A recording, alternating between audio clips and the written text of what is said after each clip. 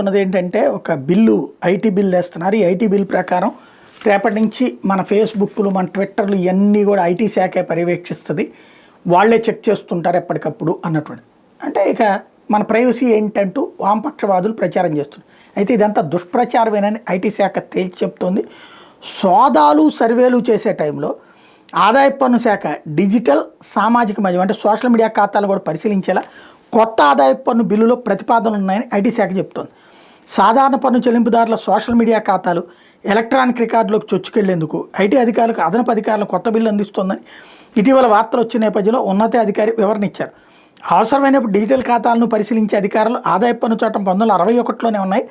సోదాలు నిర్వహించినప్పుడు అదనపు సమాచారం కావాల్సినప్పుడు పన్ను చెల్లింపుదారుల డిజిటల్ ఖాతాలు, కంప్యూటర్లు, ఈమెయిళ్లు, వాట్సాప్, టెలిగ్రామ్ వంటి మాధ్యమాల పాస్వర్డ్ను పంచుకునేందుకు సంబంధితులు నిరాకరిస్తే ఐటీ శాఖ తన విస్తృత అధికారులను ఉపయోగించుకుని ఆయా ఖాతాలను తెరిచి చూస్తుందని చెప్పారు. సాంకేతికతను ఉపయోగించి కొత్త పద్ధతుల్లో పన్ను చెల్లించకుండా ప్రయత్నించే వాళ్ళని కట్టడి చేసేందుకు ఈ చర్యలని అధికారి చెప్పుకొచ్చారు. ఆదాయ పన్ను శాఖ ఏడాదిలో 100 నుంచి 150 వరకు పూర్తి స్థాయి పరిశోధనలు చేస్తుంది. ఏటా దాఖలై 8.79 కోట్ల ఐటీ రేటంలో 1% మాత్రమే పరిశీలన కోసం ఎంపిక అవుతాయని చెప్పుకొచ్చారు.